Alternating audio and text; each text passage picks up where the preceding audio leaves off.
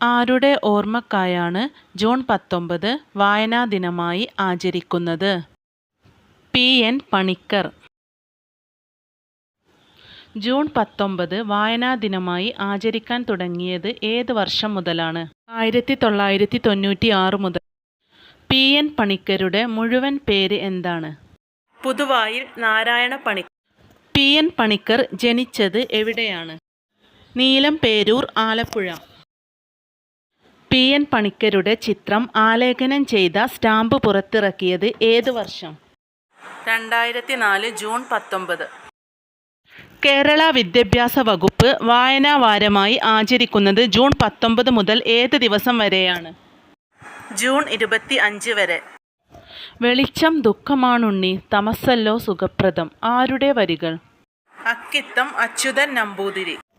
ഇന്ത്യയിൽ സാഹിത്യ മേഖലയിൽ നൽകുന്ന പരമോന്നത പുരസ്കാരം ഏത്?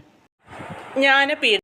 1945 തിരുവിതാംകൂർ ഗ്രന്ഥശാല സംഘം രൂപവത്കരിച്ചത് പി.എൻ. പണിക്കർ. മലയാളത്തിലെ ആദ്യ സന്ദേശ കാവ്യം ഏതാണ്? ഉണ്ണി നീലി സന്ദേശം.